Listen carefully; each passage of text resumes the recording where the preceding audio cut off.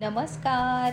तेजल्स हाऊसमध्ये तुम्हा सगळ्यांचं मनापासून स्वागत. मिरची, मसाला, हळद तयार करताना आपल्याला कोणत्या मिरच्या वापरायच्या आहेत, ज्यामुळे आपला मसाला आणि लाल तिखटाचा रंग डल होणार नाही, ते मी तुम्हाला आजच्या व्हिडिओ सांगणार आहे. मी 2 किलो गंटूर मिरची विकत घेतली आणि अर्धा किलो काश्मीरी लाल मिरची आणि अर्धा किलो जळगाव चपाटा मिरची उन्हात वाळवून घेतली. जेवढी आपण मिरची घेतो ना, त्याच्या प्रमाणानुसार आपले मसाले कमी किंवा जास्त होतात.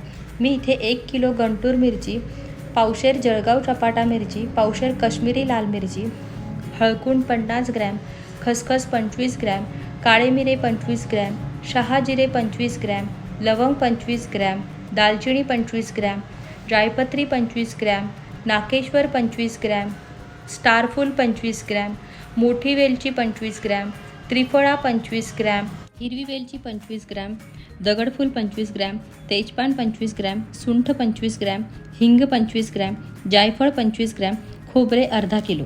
शेलम हळद किंमत जरी जास्त असली तरी तिचा कलर वर्षभर तसाच राहतो. मी वर्षभरासाठी जे लाल तिखट करते ना, त्यात पण मी गंटूर मिरची 1 किलो व पावशेर जळगाव चपाटा व पावशेर काश्मीरी लाल मिरची यात ॲड करत असते. त्यामुळे लाल तिखट पण वर्षभर छान लाल राहतं. इथे मी कढईत 2 पळी तेल ॲड केलं. मसाले काही तळायचे आहेत, काही भाजायचे आहेत.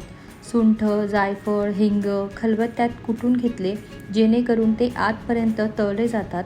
नंतर मसाला वेलची, दालचिनी, हळकुंड, त्रिफळा, स्टारफूल, हिरवी वेलची, तेजपान, नाकेश्वर व राहिलेल्या तेलात काळी मिरी, लवंग, बडीशेप, शहाजिरे कढईत परतवून घेतले.